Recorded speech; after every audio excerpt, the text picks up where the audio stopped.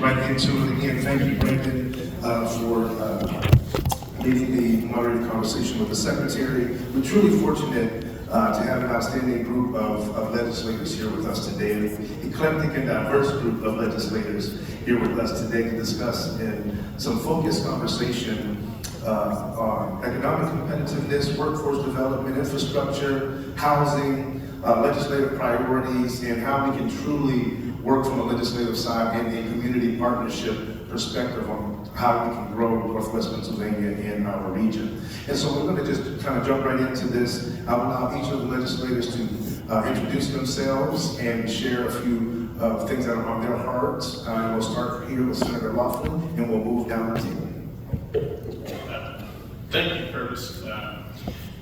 State Senator Dan Laughlin, I'm sure most of you are aware of that.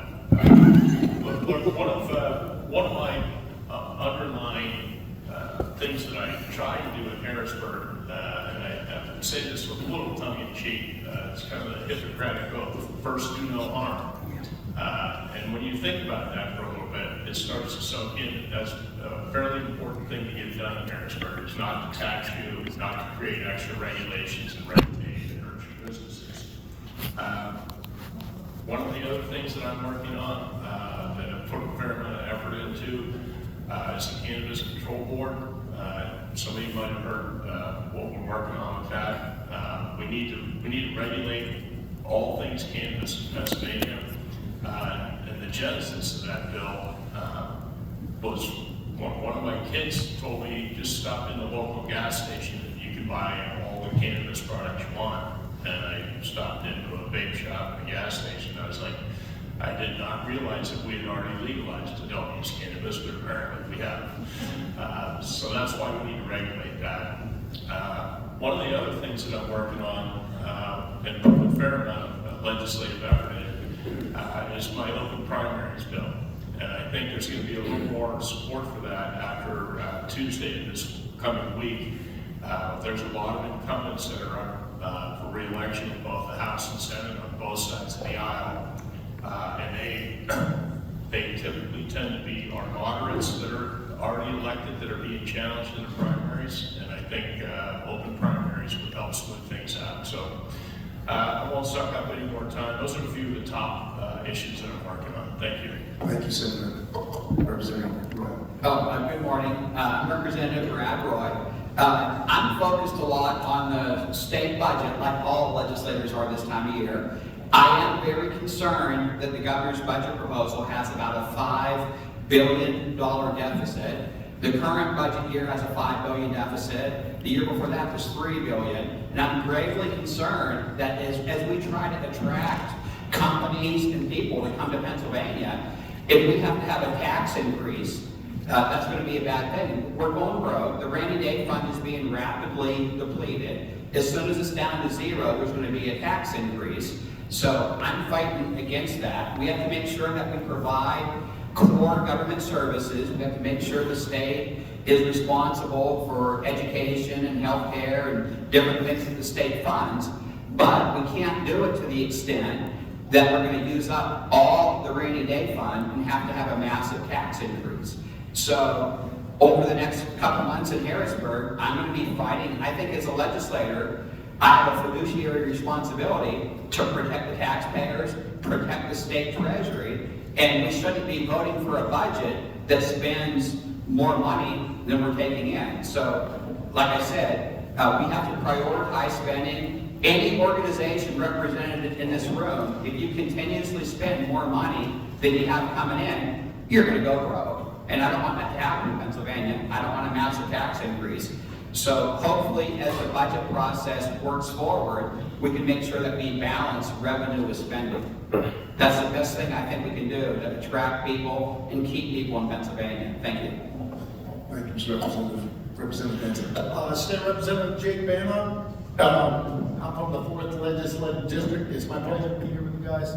Almost my 4th year of this, and I'm starting to get my legs under me to figure out what's going on down there in Harrisburg. I really enjoy the job. I guess if I was just talking about my job here, most important would be deregulation to let people invest in our community. I can't tell you the number of meetings I've had where people come and say they can't do something because maybe the DEP or something stopping them from investing $300,000 or $400,000. Sometimes in municipalities, the same thing. I don't want to be pitted against them by my constituents, but I find myself in those positions sometimes where someone wants to put a couple $100,000 into a local lake that I know, and they can because the municipalities, pushing back. So I'm just trying to bring these people to the table together so we can have deregulation and let them invest. I've had several people come to me and said they want to invest in their moving back to the farm. My husband died. I want to move back to the farm. I sold my house. I want to move back to the farm. But they can't build because of the DEP or the Clean Water Act or something like that. So let's deregulate and let the investors come. Let's compete with Ohio and open up Pennsylvania for that kind of stuff. So thank you very much. Thank you, Mr. Representative. Senator Hutchinson. Well, State Senator Scott Hutchinson, 21st Senatorial District. I do represent a portion of Erie County in the Corey area. Really, my guiding stars in my time in the legislature is to make Pennsylvania competitive, both on the regulatory side as well as in tax climate. I think we need to be able to compete and prosper in a difficult economy that we're competing with, not just other states, we're competing with the world. And it's important that we have taxes that are within competitive rates. And I'm pleased to say that we did start a phase down of the corporate net income tax, which was something that I worked on for a very long time. We finally got that over the finish line and started a 10-year downhill path to make it lower and lower where it will land at 4.99%. But quite frankly, I think we should go faster. I think it's, and as finance chairman in the Senate, I have made sure every new session that we start contemplating and moving legislation to make that phase down much quicker because we are a competitive economy. Also, I think it's important that we work on our net operating loss carry forward. I know this sounds like insider baseball, but for business folks who are starting businesses or have cyclical businesses, it's important that they be able to say, we're going to have some years of losses, but once we get our feet under us, that we will be able to use those losses against our taxes. So I'm all about competitiveness, making Pennsylvania a prosperous state, and from my perch at the Finance Committee, which we deal with the revenue side of the budget, I think it's critical that we have a competitive tax plan. Thank you, Senator. Chairman Bizzarro. Thank you, Curtis. I want to thank the Erie Chamber and its members for hosting us here today with this legislative discussion. For those of you who don't know me, I am Ryan Bizzarro. I serve the 3rd District here in Erie County, deals with Mill Creek and Territory Townships, and I serve as Majority Chairman of the House Policy Committee. But I think if you ask any of us what our big concern is this time of year, we're going to say the state budget. And for us in the House, we are so concerned about the state budget that we did send the governor's budget to the Senate a few weeks ago. So right now we're in the process of negotiating, seeing what we come back with that final number, because we know that the governor's budget is just a blueprint. It's a wish list of things that we're looking to achieve. But you can't be pro-business, pro-economic development entity against this budget. This budget has record investments in small businesses, in working families, and it does a lot in community development here. And that's something that I think is a bipartisan issue that we can all embrace and wrap our hands around. We all have better communities, whether you're in a rural community or an urban community. We just saw yesterday, I don't know if the mayor's still here, but the mayor sounded the alarm with the financial issues that the city of Erie is going through, right? I got news for you folks.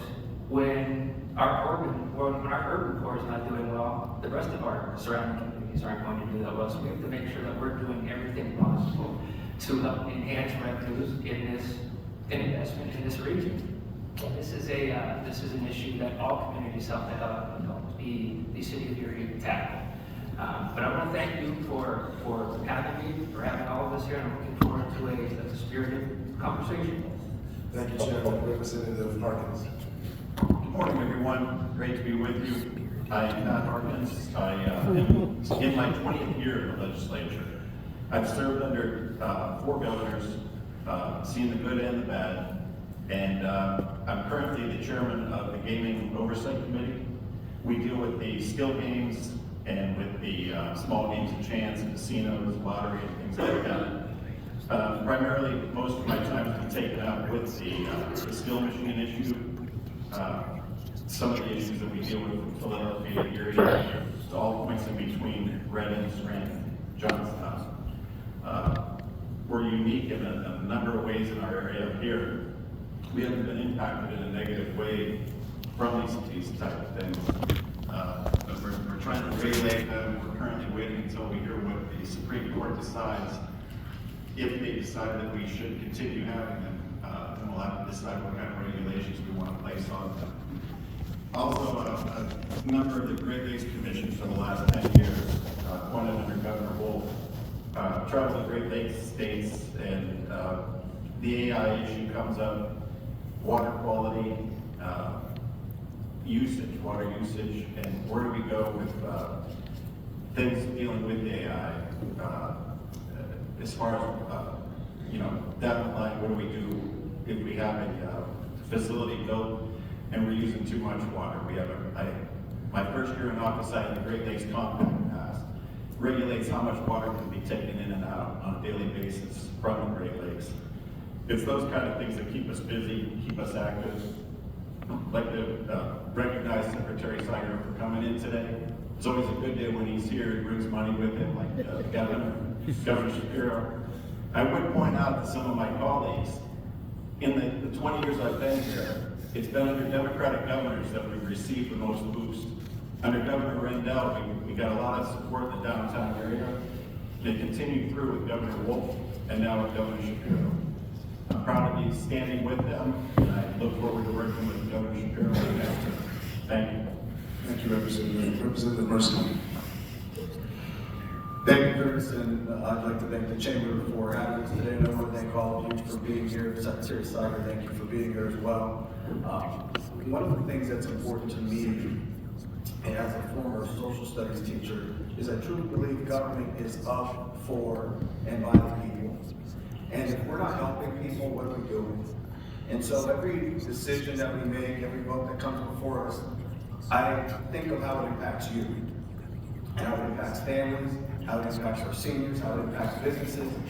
Why do we want businesses to thrive? So that you can live in a community and your kids can stay here. It's about people at the end of the day. So things that are important to me, I'm on the professional licensure committee. One of the things that we're doing to help people there is we're passing interstate compacts for your licenses. So if you're a physician assistant or a doctor or a dentist, that you're able to practice in multiple states, even though you have a Pennsylvania license. That's good for us as people become more mobile and people move. We have an opportunity to recruit new people. We're working on that for educators right now as well. That's in the Education Committee. My work with Representative Harkins on gaming oversight. We're waiting for a Supreme Court decision on the games of skill. You may have seen them all around town. They're now at Tops Markets. I represent the 5th Ward of the City of Erie, which is Southeast Erie, Wesleyville Borough, and the townships of Hart Creek, Green, and Summit. And in Wesleyville Borough, if you go through there 1 square mile, there are 4 of those games of skill slot parlors in a row. I call it Wesley Vegas. It's not so bad. And the only thing that's missing is the alcohol. But you can go there and it's an attractive nuisance. And one of the interesting things was the students from Iroquois High School, they had a leadership group that spoke with Rep. Harkins and me because we both represent the Iroquois School District. And they brought up the issue of how when they're walking by, they see that kids are getting more enticed by gambling because there's no one in there supervising, there's no oversight in there. So kids can just walk in and start playing. Rep Harkins joked one time that was next to a daycare center, and he said, "What are we going to have next? Slots for tots?" These are real issues that we deal with, and they affect real communities. The folks in the Western Borough, the leadership there, they've come to me and said, "Bob, you got to do something about this." So we're waiting for that Supreme Court decision. Another thing that's important to me is energy. I'm on the oil and gas caucus, but I'm also on the blue-green caucus, which is with environmental and labor, making sure that we have a diverse energy portfolio so that we're generating the electricity that we need to keep costs down and to keep business going. But at the end of the day, it's about people. And when we mention those data centers, we have to make sure that we're not putting the onus on the residential consumers of electricity to fund and subsidize those data centers. And so these are the types of things that I do, but it's always with the value of putting people first. Thank you, Mr. Representative. We are very limited with our time, so what I'd like to do is throw out just a general question, and I'll start with Chairman Bizzarro. We talked about housing. The Secretary spoke very expressly on his department and the governor's intention around housing plan. We're seeing that here in Erie, the city, all of the economic development partners are seeing the concern and need for housing at all levels.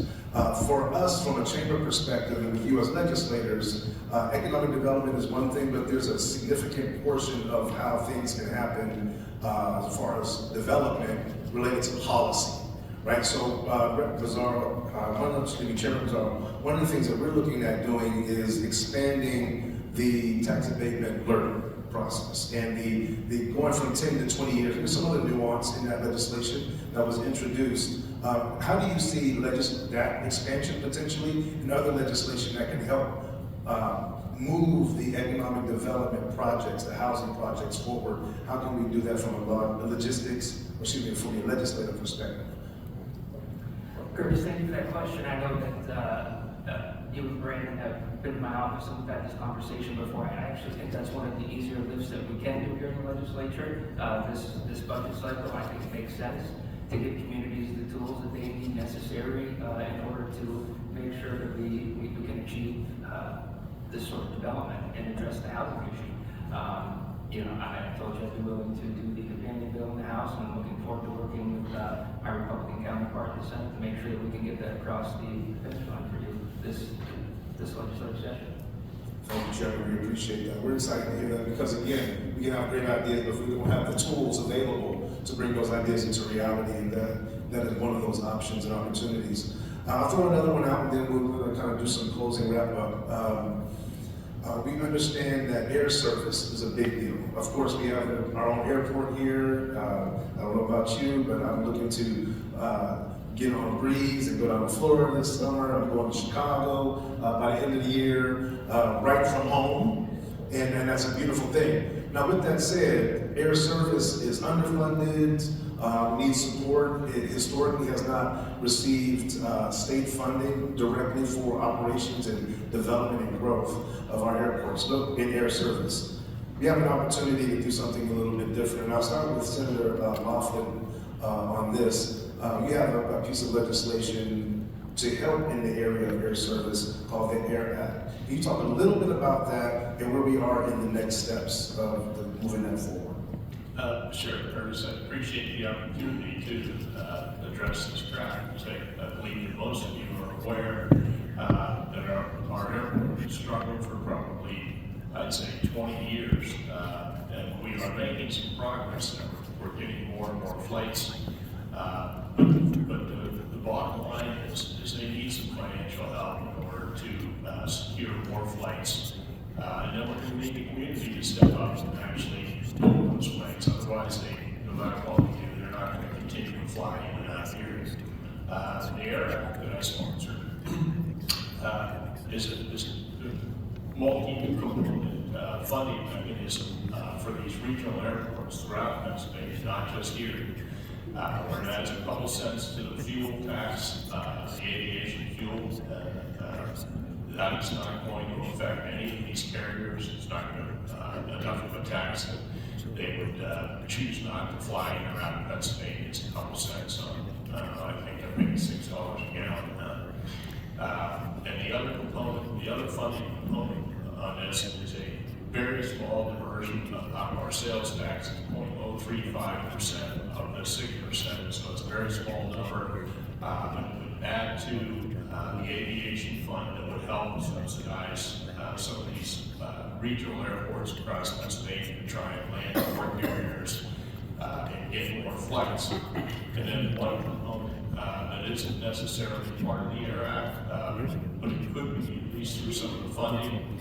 I believe that if the Erie Airport would offer free parking, it would be enough of an incentive to get more and more people to fly out of Erie.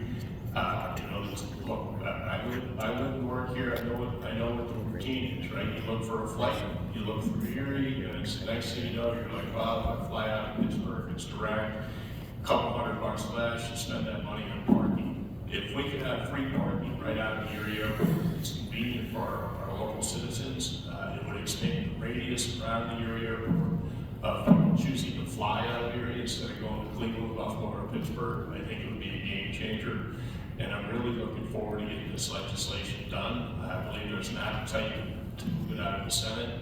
And I know that if I can get it over to the House, that Representative Bizzarro has an interest in helping get this to the governor's desk as well. So thank you for asking that, Curtis. Well, thank you for that. And so just for the audience, we appreciate you all and your patience. I've just gotten a slight extension of time. So we hope that you can hang with us for another 5 or 6 minutes beyond 10 o'clock to give all of our legislators the opportunity to share without being as rushed because we're at that 10 o'clock hour now.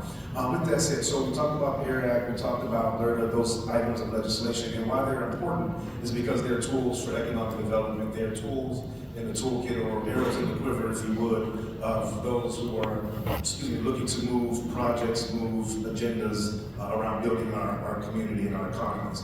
Now, the Fly Erie Fund is a component of that work that the Chamber is doing, and so many of you are corporate partners in supporting that, and community partners, and yes, the ask is out for more. If you're willing to and are interested in being a supporter financially of that work, which helps the airport and increase air service, we're open to that. I want to go to Representative Banta very quickly to ask you, so we talked about deregulation as kind of your space, your niche.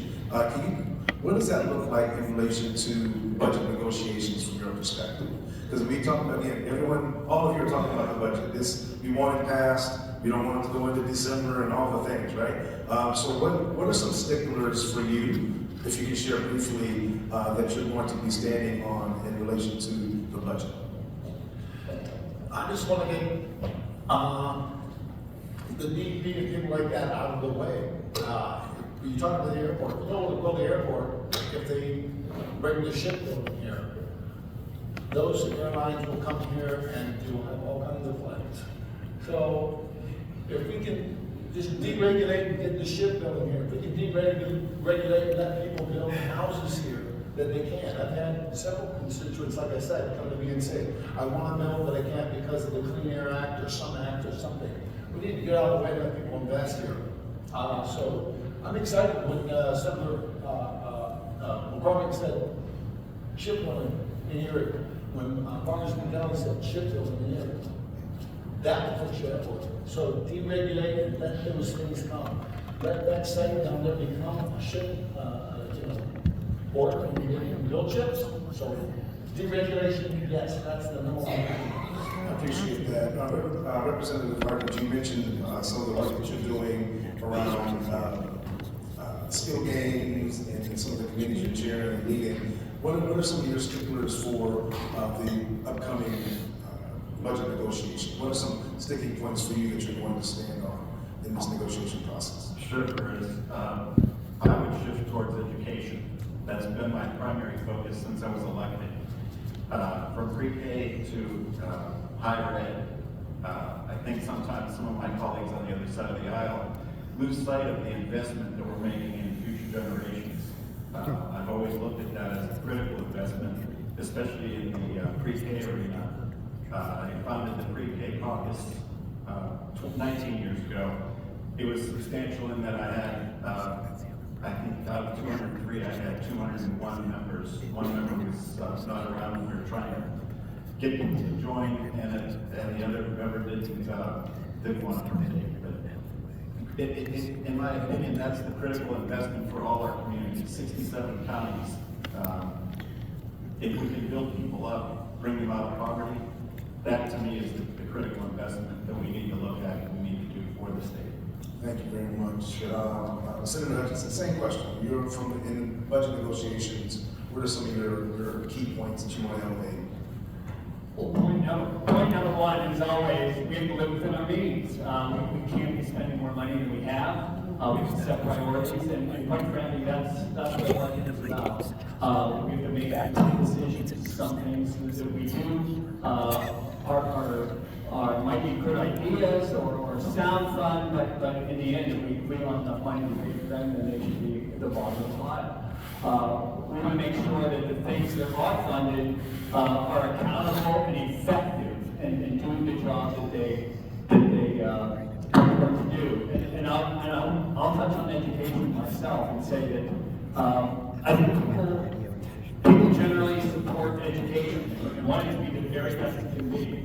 But we are failing our kids on a statewide basis. 70% of 8th graders in Pennsylvania cannot read or write at a proficient level. That's tragic. And we can do better than that. Throwing more money at education in a lump sum has not improved to the way it should have improved our education. So we have to look at some other options, including allowing parents to put their children in the learning environment that they think is best. And that's why I'm a big supporter of the TITC program. I think our state should opt into the federal tax credit program. And I would like to expand on both of those and have allow students to be placed by their families in a learning environment that would be best for them. And again, we need not just more money for education, we need effective money for education. So, but overall, budget's got to be within our means. We can't be spending money that's one-time money on starting new programs or continuing new programs that aren't effective, and that's sort of like guiding principles when we're open to budget. Thank you so much. Thank you, Senator. I'll go to Representative Roy. Same question. Briefly share with us some of your sticking points. I think you did already, but I'll give you that opportunity again very briefly.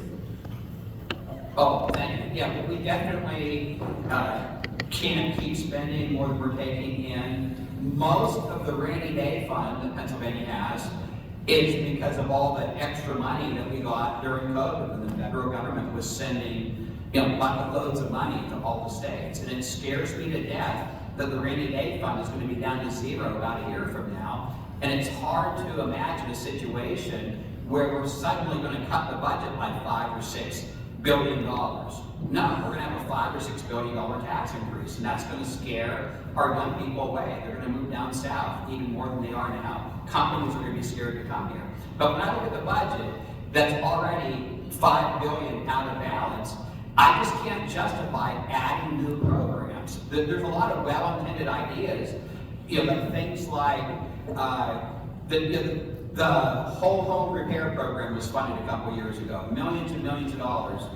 Every county ends up having money to help about a dozen or 2 dozen homeowners make repairs to their homes. Well, there's hundreds of homes here in Erie County, probably thousands, that need repairs. I don't know how much good it does to give some households a windfall to do something like that. There's a $6 million line item in the budget that the Harrisburg Fire Department gets for protecting the state government buildings in Harrisburg. Well, the fire department here that protects the building we're sitting in, they don't get anything. The Cranesville Fire Department doesn't get anything to protect the prison. The Edinburgh Fire Department doesn't get anything to protect the university. The Mill Creek Fire Department doesn't get money to protect Presque Isle. But the Harrisburg Fire Department gets $6 million. Well, that should either be spread out amongst the state or get rid of that line item.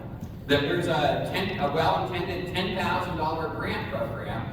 Students that are studying to be teachers, they get $10 million. So $10,000 this semester that they student teach. Well, we also need welders, we need nurses, there's a lot of jobs that we need.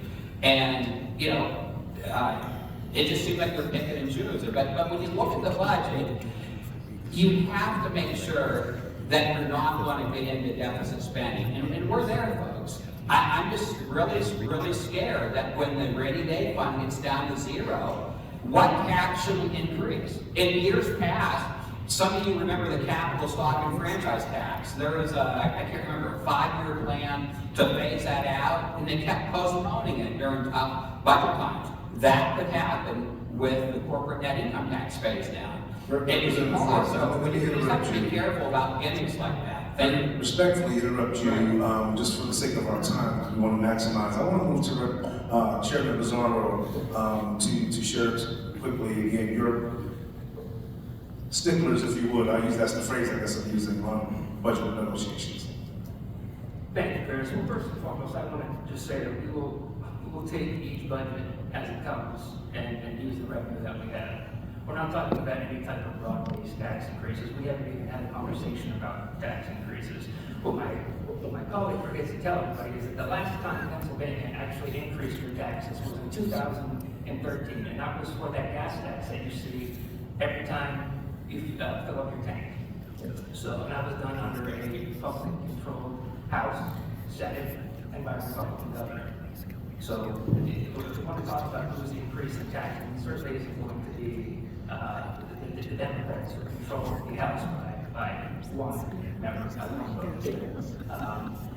Look, we've hit a whole bunch of very important things that we want to cover here in the budget, but I think that we need to recognize that, yes, this budget does spend more, but we also put forth, or we're supporting proposals to expand revenue that does not go to anyone's pocket here, right? We want to regulate marijuana for recreational use, and we want to regulate skill games, as Representative Harvey's talked about, and as Senator Laughlin talked about. Both will generate enough revenue, in addition to tweaking a few other things. We should be good. And in fact, projections show that we'll be good. So that rainy day fund that we talked about, that's your money, folks. That's your money. We can't just pour the money and keep it there forever. When it rains, it rains. And we've seen some rainy days here in Pennsylvania. We've had to use that money to invest appropriately. And we're getting a return on that investment. You know, for every dollar that we put out there, how many dollars are we getting back with economic development and economic incentives? As you heard the Secretary earlier, all of the programs that we put forward, we're seeing a return on that investment. You're seeing how many jobs are created in Pennsylvania. This is something that we cannot afford not to invest in. These economic development programs and these incentives that we are putting forth to help existing small businesses grow and thrive while attracting new industry in Pennsylvania. So what I'm supporting this budget, what I've been a passionate supporter of, is these tools that we need placed in there that have PCE help attract and maintain the businesses that we have here in Pennsylvania. Thank you. And that's the same question as last time for Representative Mercy. If you can give us your response, and then we'll wrap up today. Sure. Before I do, just a couple of things. I want everyone to remember back when Governor Corbett cut the education budget by $1 billion, and the Erie School District was in financial crisis because of that $1 billion cut. I think we can all agree that cramming all of those kids in Erie High School was not the best thing for our community. So sometimes we have to make decisions that impact local communities, local school districts, local cities, and we have to make decisions, and it's just like your business. When you have tough times, you can choose to cut or you can choose to invest. And each of those have a consequence. It's my belief that when we invest in people, we invest in kids, we invest in job growth and economic development, those are good returns on our investment. And so I will always fight for those things. And I was an educational practitioner, I was a teacher. And I heard the comment, you can't just throw money at things. Well, you also can't starve them. When you starve education and the kids don't have Their books are 30 years old, and they don't have the resources they need. When they go to compete in the real world, they're behind. There's a correlation between investments in remediation and after-school help and before-school help for kids and student achievement. We have to make those strategic investments. You're right, we can't just throw money at things, but if you target it to those at-risk kids who need the help, and it goes back to economic development, because we've all seen that Zillow commercial a few years back, where the couple, they're looking for a home, and they say, oh, we love this home. Yeah, but look at the schools. And that's what happens a lot of time in our urban areas, where the school districts have a reputation of being not as quality as the suburban districts. And you have great homes, but you have a hollow core because of the school district. So we have to invest in education. Plus, let's not forget, we were sued and we lost. The court said we are chronically underfunding public schools in Pennsylvania in violation of the Pennsylvania Constitution. So education is one, economic development is another thing, to Representative Bizzarro's point. But it's just like your business. You have to decide whether you're gonna cut or you're gonna reinvest. And I think when we reinvest, and to Senator Laughlin's credit, when the Erie School District was in that financial crisis, he stepped forward with Representative Hutchinson and Representative Siger, and they fought for that money for Erie's public schools. We know that investing in education and economic development are good things. You know, whenever comes to my office looking for money, Secretary Siger comes, all of the social service agencies come, all of the other departments come, the Bureau of Prisons never comes. We never underfund prisons. But we'll make the schools have a big sale for pencils and paper. So when we're looking at investments, I'm going to invest in people, and I'm going to invest in job creation, because we know job creation. This lady said it to me, I thought it was very profound. I don't live in Erie because I want to work here. I work in Erie because I want to live here. And so when we make decisions, we got to make decisions that make Erie an attractive place so that people want to live here. Thank you, Representative. I think I might have forgot the Senator for your last comment. Senator, Laughlin, on your budget picture. So if you could respectfully give us a quick synopsis, and then I promise we're going to get out of here. This Friday is beautiful. We got to get out of this room. I'm a man of few words, Barry, so look, there's a lot of good things in the budget that the governor proposed, and things that I support. But just like your household budget, you know, the talking point is that it doesn't raise any taxes. Well, I think you folks in this room are bright enough to know that if you put a new car on a credit card, just because the card wasn't maxed out until you did that, doesn't mean the bill doesn't come in the next month. So if we raise the spend limit in Pennsylvania by $5 million, the tax increase will be coming next year because we'll have already depleted the rainy day fund. So that's where the push comes in these budget negotiations. It's obviously nice to be in a position to be the governor where you propose all these nice things, and then the evil Republicans have to pull it out to balance the budget. I can tell you this, I'm certain that we are going to make cuts to the proposed budget that the House put forward. We will try and do it in a mindful manner that doesn't hurt any existing organizations. But it's, at the end of the day, I can assure you that the Senate Republicans are not for spending the rainy day fund, and we are not for a tax increase. Thank you. Thank you. So can we give a round of applause for these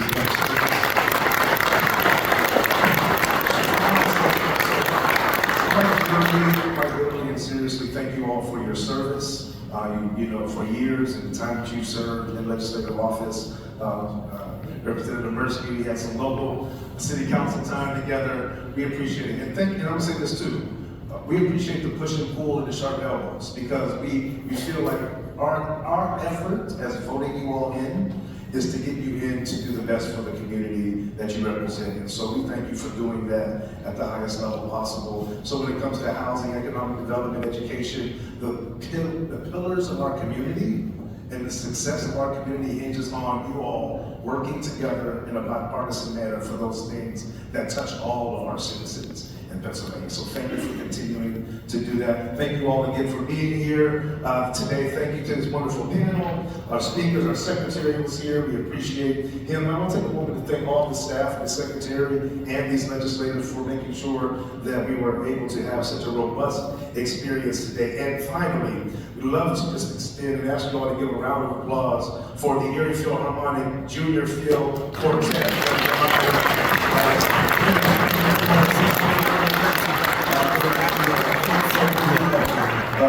Of musicians, Henry Moffett, Miranda Gomo, Jonathan Schaffstall, and Wes, Emma, I'm not saying this right, Emma Canella. Thank you, what she said. And I put that disrespectfully. I had to take my glasses off so I could see it clearly. Playing the cello, and then for the coach, Mara Polinsky. So let's go out and enjoy the rest of our weekend. Let's take it off now. Thank you for being here today and spending so much time with us and this extra time.